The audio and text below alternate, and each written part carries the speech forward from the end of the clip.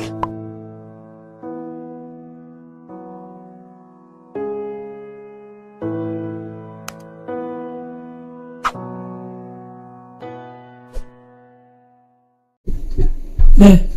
반갑습니다. 다크호스TV. 오늘 그 직장인 경제적 자유를 위한 재테크 마인드 변화, 오늘 주제입니다. 평범한 직장인이던 내가 180도 바뀐 결정적 이유. 네, 반갑습니다. 다크호스TV의 다크호스입니다. 네, 오늘 여러분 하루 어떻게 잘 보내고 계신가요? 오늘 혹시 별일 없이 잘 지내고 계신가 모르겠습니다.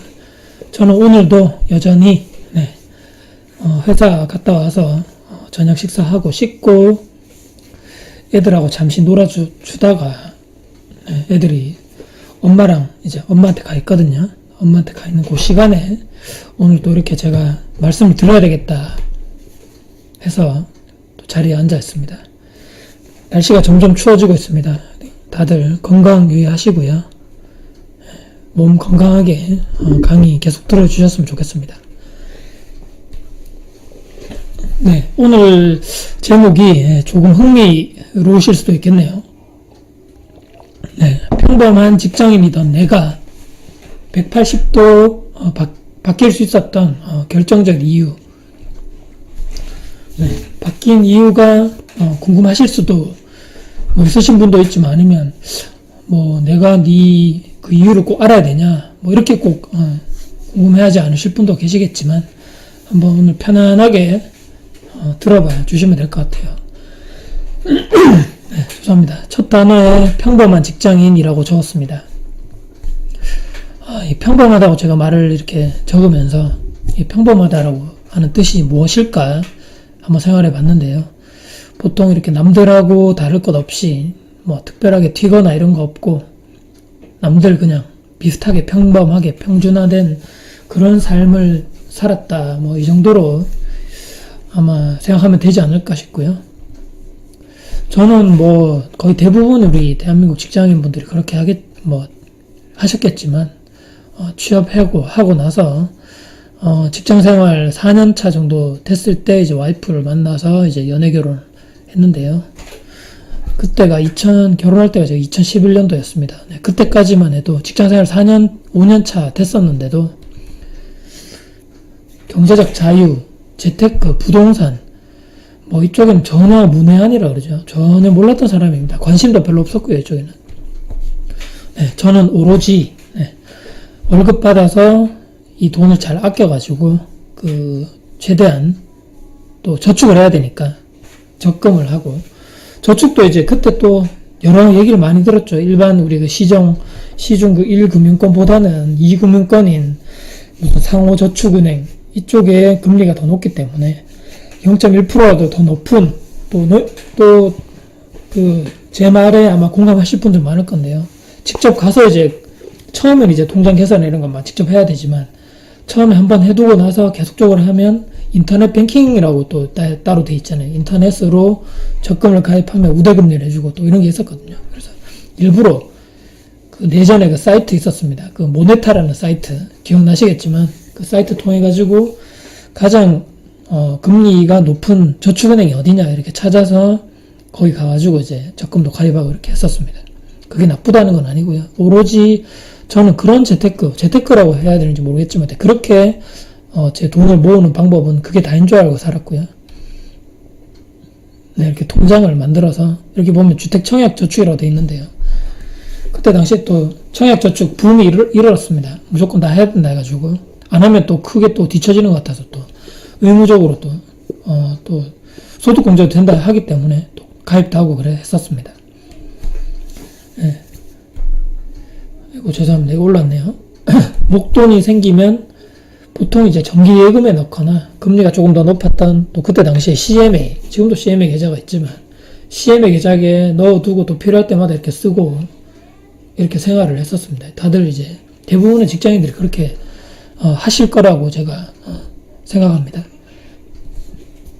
그리고 실질적으로 제가 투자라고 진짜 해본 거에, 은행에 직접 가니까 그 한 직원분들이 이제 얘기를 해 주시더라고요. ELS 상품을 추천을 해 주더라고요. 이게 일반 그 적금보다 금리가 더 좋기 때문에 이거 투자해라. 제가 그때 직장 다닐 때 초반에 2006년, 7년, 8년 이때 ELS 이거 아니면 펀드 있죠. 붕이었습니다. 다들 아시겠지만 펀드 가입해서 돈 많이 버신 분도 있겠지만 또 반대로 잃으신 분도 많고요. 뒤에 들어가서 해서. 근데 저는 또 ELS 상품도 이제 주가 연계형 이런 상품이라고 그러죠. 이것도 뭐 좀 공격적 이런 게 아니고 원금 보장형 상품, 좀 안정적으로 안정형을 추구했던 것 같습니다. 그때 당시에 지극히 보수적인 생각이죠. 절대 제 그때 마인드는 뭐냐면 절대 대출은 안 된다. 빚은 절대 지는 것이 아니고 은행은 돈을 저축하는 곳이고 내 돈을 불려주는 아주 좋은 곳이다. 제 기본적인 마인드가 이렇게 되었습니다. 왜냐하면 부모님도 대출이라든지 이런 거에 대해서 예전에 많이 부정적인 말씀을 많이 해주셨고, 제 주변에 뭐 직장 상사들이라든지 동료들 또는 제 친구들도 대출 그걸 왜 받는 거냐, 그 빚지는 게 뭐가 좋다고, 그 월세가 아니고 이자 그런 걸 매달 어떻게 갚으려고 그러냐, 그런 말들만 듣고 자랐기 때문에 대출을 절대 하면 안 되는구나, 직장인으로서는 그냥 오로지 적금만 해야 되겠구나, 이렇게 계속 생각을 했던 거죠. 제가 이제 회사 퇴근하고 집에 오면 그때 당시 이제 결혼하기 전에 유일한 낙이 하나 있었습니다. 그때 미드 보는 건데, 미국 드라마라 그러죠. 그때 당시에 정말 한참 유행했던, 다들 정말 뭐 국민 미드라 그러죠. 프리즌 브레이크. 예, 아시죠? 아주 악랄한, 엄청난 그 역할을 했던 캐릭터입니다. 영어 공부하기 위해서 이제 드라마 보신 분도 있겠지만, 미드를. 저는 사실 뭐 스토리, 우리나라 드라마만 보다가 프리즌 브레이크 시즌 1을 보면서 정말 이런 세상이 있구나. 왜 그런 얘기가 있었잖아요. 프리즌 브레이크 시즌 1을 보면 절대 끝까지 안 볼 수가 없다. 제가 그 말을, 그 드라마를 보고 제가 깨달았습니다. 그 다음 편이 너무 궁금해가지고 또 보고 정말 이게 제가 그때 당시에 매일 삶의 낙이라고 아마 생각이 되지고요. 물론 이제 뭐 계속 놀았다고 말씀드리는 건 아니고요. 자격증도 따고, 기사 자격증이라든지 영어도 계속 꾸준하게 토익 공부도 하고 나름 뭐 열심히 직장생활을 한 것 같습니다. 시간이 지나서 이제 결혼을 할 때, 그때 당시에 이제 각자 이제 직장이 지역이 달랐기 때문에 저는 이제 그때 당시에 또 주말 부부를 처음 했었습니다. 결혼하자마자. 저는 그때 당시에 전라도 있었고, 와이프는 이제 대구, 고향이 이제 대구이기 때문에, 일단 와이프가 직장이 대구고 저는 또 지역 근무 때문에 다른 타 지역에 가 있었거든요.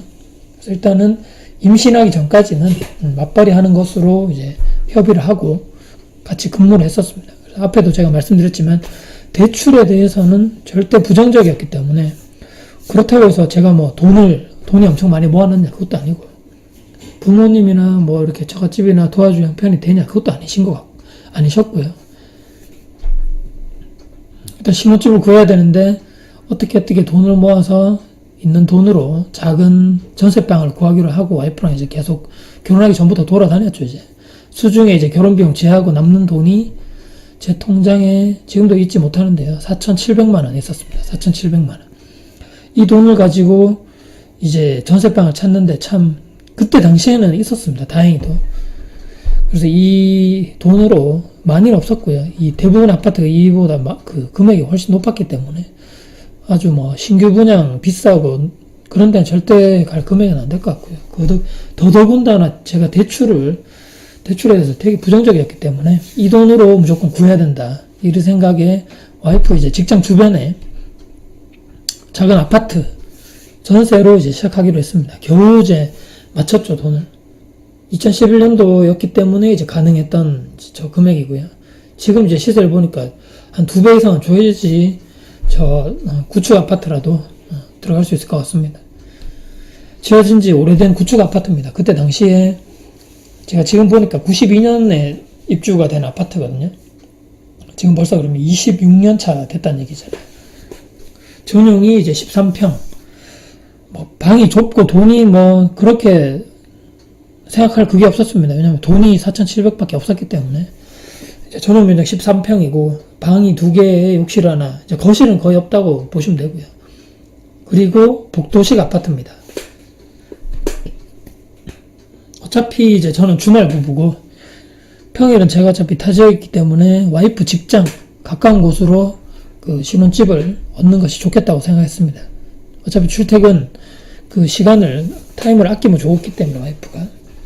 그래서 이제 주말 부부 일상이 제가 이제 금요일 마치고 뭐 차를 운전해서 올 때도 있었지만 그 이렇게 거의 버스 타고 많이 넘어왔거든요. 버스 타고 대구 오면 11시가 넘었고 그때는 이제 거의 막 자기 바빴고요. 이때는 토요일날 뭐 영분 시간 보내다가 일요일날 점심 먹고 다시 버스 타고 가는 이런 일상의 반복이 제가 한 2년 정도 했었던 것 같아요.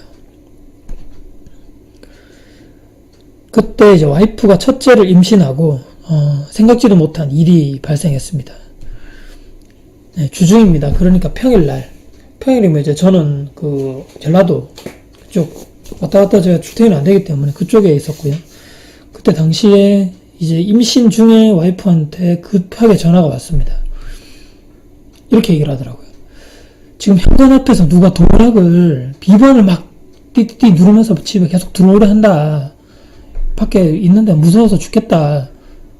다급한 목소리로 전화가 왔습니다. 밖에서 문도 두드리고 발로 차고 문 열라고 소리도 막 치는 상황입니다. 이때가 시간이 제가 지금도 생각나는데요. 거의 10시가 넘은 시간입니다. 10시. 남들 다 자는 시간이죠. 근데 제가 지금 바로 갈 수 없는 상황이잖아요. 저는 전라도에 있었고. 근데 또 와이프는 홀몸도 아니고 임신 중이어서 이 막 무서워서 공포심으로 전화 온 거죠. 저한테. 지금 당장 전화 어디 할 데가 없기 때문에. 근데 저는 또 갈 수도 없는 상황이고 막 사람이 환장하겠더라고요. 정말 그때. 혹시 이렇게 도둑이 아닌가? 혹시 혼자 여자가 집에 사는 줄 알고 이렇게 들어오는 거 아닌가? 그래서 제가 갑자기 그때 생각나는 거는 그 우리 아파트 현관문에 보면 열쇠 거는 거 있지 않습니까? 이렇게 딱 걸면 문 열어도 딱 걸려가지고 밖으로 문이 안 열리게 하는 그 보조 열쇠 걸으라 해야 될지 모르겠지만 그거를 일단 걸어라. 혹시나 도어라고 열고 들어왔을 때 그거를 해놓고 밖에서 못 들어오게 해라. 그렇게 하고 막 전화를 막 하고 무서워서 전화 끊지도 못하는 상황에 또 신고는 해야 되겠고 뭐 이런 상황에 한 5분 10분이 흐르고 밖에서 조용해지면서 그 사람이 밖에 누군지 모르겠지만 그 사람이 없어졌다 하더라고요. 참 이상하다 했죠. 그래서 제가 그래 밤이라서 관리실 번호를 알고 있었기 때문에 전화를 해도 그때 다 퇴근하고 직원들이 없는 상황이죠. 어차피 받지도 않고 일단은 그래서 와이프를 안정을 시키고 괜찮을 거다. 일단은 그 밤이 어떻게 지났는지 지금 모르겠지만 뜬 눈으로 거의 지새웠는 것 같아요. 다음날 9시 땡 되자마자 바로 관리실 전화했습니다. 제가 어젯밤에 이런 상황 때문에 지금 이거 뭔가 도둑이랑 뭔가 나쁜 강도가 있는 거 아니냐, 빨리 CCTV 확인하자. 제가 요청을 바로 했습니다. 도둑일 수도 있잖아요. 결과가 어떻게 됐을까요? 네. 혹시 짐작하신 분도 있으실 거라고 생각하는데요. 바로 범인이 CCTV 나왔습니다. 바로 누구냐면 바로 저희 옆집이라 그러죠. 술 취한 아저씨더라고요. 술 취하셔가지고 문을 두드린 거죠. 거의 뭐 고주망태가 됐다고 보면 되죠. 문도 발로 차고 막 도어락을 막 열고 문 열라고 소리 지르고 막 그런 상황입니다. 제가 아까 처음에 말씀드린 대로 전용 면적 13평의 복도식 아파트에 제가 그때 당시 신혼집 산다고 말씀드렸는데요. 이게 자기 집인 줄 알고, 그렇죠. 본인 집인 줄 알고, 그 아저씨는 그냥, 물론 이제 자기가 의도하지는 않았겠지만, 자기 집이 도어락이 계속 안 열리니까 번호가 바꿨나 해서 계속 열어봤겠죠. 그래서. 근데 그 아침에 그분 관리실 사무실 통해서 그분하고 알아보니까 본인이 기억을 못 하더라고요. 네. 술이 너무 많이 돼서 기억이 안 난다 그러더라고요. 그래서 그 다음날에 제가 그래도 따져 물었죠. 아니, 아무리 그래도 그렇지 10시가 넘은 시간에 남의 집에 문 두드려서 발로 차고 하면 되냐. 그 아저씨한테 일단은 사과를 받았습니다. 받고 다시는 안 그러겠다고 했는데 그 아저씨가 또 그랬어요. 나중에 이제 지금 와서 얘기지만 몇 번 또 그랬거든요. 그분이 자주 술을 드셔서 그런 상황이 벌어졌습니다. 근데 그런 일이 제가 지금도 적었지만 그런 일이 그 후에도 또 있었어요. 그래서 두세 번 반복되니까 이제 와이프도 또 옆집 아저씨인가 보다 이렇게 하고 넘어갔는데 그때 제가 느낀 게 있습니다. 무엇이냐, 와이프가 지금 임신 중인데 저렇게 혼자 있으니까 혹시나 저렇게 위험에 빠졌을 때 내가 옆에 있어주지도 못하는구나. 정말 너무 무섭겠다. 이거 하나 하고요. 자, 두 번째입니다. 사람들이 왜 복도식 아파트를 싫어하는지 이제 알겠네. 앞으로 절대 내가 복도식의 아파트에 절대 살지 않겠다. 이 복도식 사진을 제가 가져왔는데요. 이거 아시겠지만 그냥 쭉 집들이 옆으로 복도로 이어져 있죠. 그래서 착각할 수도 있습니다. 실제로 내 집인 줄 알고. 특히 또 밤이고 술도 한잔 했겠다. 헷갈릴 수 있죠. 의도치 않게 본인이 그렇지만 의도치 않게 했지만 남에게 피해를 주는 행동을 했기 때문에. 그래서 제가 그때 당시에는 이 복도식 아파트에 대해서 불편한 점이 있는 걸 잘 몰랐는데 이 일을 겪고 나서 사람들이 왜 복도식을 비선호하고 계단식 아파트를 선호하는지 알겠더라고요. 아시겠지만 복도식 아파트 방금 얘기 드린 것처럼 쫙 현관문 돼 있죠. 이런 일이 종종 벌어질 수도 있겠다. 단순하게 저는 그렇게만 생각했는데 복도식 말고 저는 그렇게 생각했어요. 계단식에 살아야 되겠다. 와이프를 위해서 또 애들을 위해서라도. 단순하게 저는 그렇게 그때 결심을 했습니다. 2011년도 저는 그렇게 부동산 공부에 발을 들이게 됩니다. 예. 정말 특이한 케이스일 수도 있는데요. 그때 처음 알았죠. 복도식 아파트보다 계단식 아파트가 더 비싸고 사람들이 선호한다는 것을요. 더 비싸잖아요. 계단식 아파트가. 같은 면적 대비. 이유는 또 있습니다. 뭐 여러 가지 이유가 많지만 전용 면적 자체가 복도식 아파트가 훨씬 더 좁습니다. 앞에 복도도 있고 그런 게 있기 때문에 실제 전용 면적이 동일 공급 면적 동일 대비해서도 계단식이 훨씬 더 넓은 게 또 선호하는 이유죠. 이게 그냥 전형적인 계단식 아파트입니다. 엘리베이터 나와서 양쪽에 이렇게 집이 있는. 이렇게 되면 거의 실수할 일이 없죠. 층이 잘못 올라와서 내 집을 이렇게 잘못 인식하는 것 이외에는, 왜냐면 나와서 오른쪽이냐 왼쪽이냐 밖에 없기 때문에 거의 그럴 일이 없을 거라고 생각하고요. 그때 이제 기억하기 싫지만 그 경험이 저를 부동산 공부를 하게끔 만들게 된 결정적인 계기입니다. 이게 월급 받아 저축하는 것이 저는 이제 부자 되고 앞으로 잘 사는 길이라 여겼는데 저에게 뭐 어떻게 보면 신세계를 열어준 이런 사건이었죠. 계단식 아파트 더 비싸고 사람들이 더 선호한다. 그러면 내가 이쪽을 공부해야 되겠다. 단순히 그렇게 해서 시작을 했는데요. 절대로 좁고 선호하지 않는 복도식에 살지 않으려면 어떻게 해야 되는가. 이 작은 질문이 저에게 저 부동산 투자의 시작이었습니다. 그때부터 저는 이제 부동산 카페에도 가입하고 오프라인 온라인 강의도 참석하고 책도 뭐 그때부터 엄청나게 봤죠. 강의도 듣고 고수들의 또 블로그 글들 좋은 글들 엄청 많습니다. 그때부터 엄청나게 보기 시작했습니다. 제가 오늘 이 주제를 말씀드린 이유가 있습니다. 저처럼 사소하고 아주 작지만 이런 이유와 동기를 통해서 또 다른 나의 길로 갈 수 있다. 저는 이제 투자의 길로 갔고요. 이런 투자의 길로 들어설 수도 있는 계기가 주어질 수도 있다는 겁니다. 이런 작은 촛불 하나, 이런 아주 작은 희망이라도 나에게 큰 삶의 변화가, 큰 원동력이라든지 삶의 변화를 주는 계기가 될 충분한 계기가 있을 수 있다는 거죠. 사람은 앞에서도 제가 말씀드렸지만 잘 변하지 않는다 말씀드렸습니다. 하지만 소중한 내 가족이 힘들고 고통받고 두려움을 느낀다면 우리는 어디서 모르는 그 힘이 나오게 됩니다. 반드시. 여러분은 언제 변하게 되셨는지요? 그리고 어떤 계기로 스스로 변하게 되었는지 혹시 기억하시나요? 작은 변화를 할지라도 살아가면서 한 번은 우리가 경험하게 되는 거고요. 당신을 변화시켜줄 단 하나의 사건이나 계기가 저처럼 아직 안 오신 분도 있을 수 있습니다. 그래서 우리의 목표는, 그리고 제 채널이라든지 재테크 관련 모든 영상이나 글을 보는 이유가 단 하나입니다. 경제적 자유, 그리고 궁극적으로 시간의 자유로 우리의 삶이 다다르게 되는 것. 그 변화를 현실화시켜줄 단 하나의 계기 또는 이유, 사건이 반드시 필요한 그 이유입니다. 네, 변화의 시작은 작은 것에서부터 시작. 그것이 당신을 바꿉니다.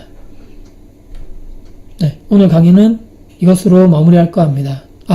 그리고 마지막으로 제가 그분께 한 말씀 드리려고 하고 마치겠습니다. 아파트 제가 명은 밝히지는 않겠고요. 지금 또 이사 가셨을 수도 있으니까. 107동 1106호 그 아저씨. 네, 제가 그때 1107호 살았거든요.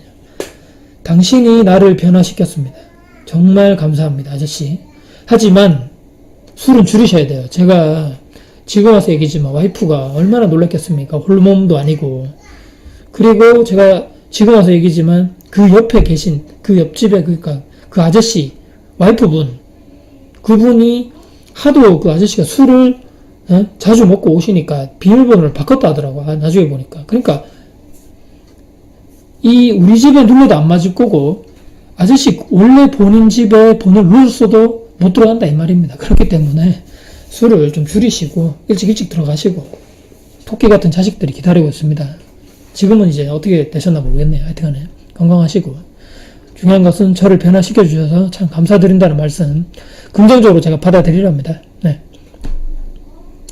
평범한 당신 그렇지만 스스로를 180도 변화시킬 수 있는 당신이 바로 다크호스입니다. 네. 오늘 이렇게 제가 2011년도 그때 결혼하고 나서 전혀 투자라든지 재테크 쪽에 관심이 없었는데 어떻게 해서 투자를 해야 되겠다 결심을 한 이유, 현실적인 그때 제 이유, 가장 중요한 이유 중에 하나였습니다. 그 이유를 한번 말씀드려 봤습니다. 그렇기 때문에 저도 그때 당시에 전혀 투자라든지 이런 재테크 쪽에 관심도 없었고 정보도 잘 몰랐지만 그 하나의 사건으로 인해서 제 삶이 지금까지 그 이후로 7년, 8년이 지났는데요. 엄청난 변화가 되는 삶을 지금까지 살고 있습니다. 그때 그 계기가 삶의 방향을 자체를 바꿔주었고요. 물론 이제 안 좋았던 사건이나 기억일 수도 있지만 그것이 더 성장시킬 수 있는 제 스스로와 저희 가족들도 마찬가지로 그렇게 해준 사건이 아니었나 하면서 제가 한번 만들어 봤습니다. 예.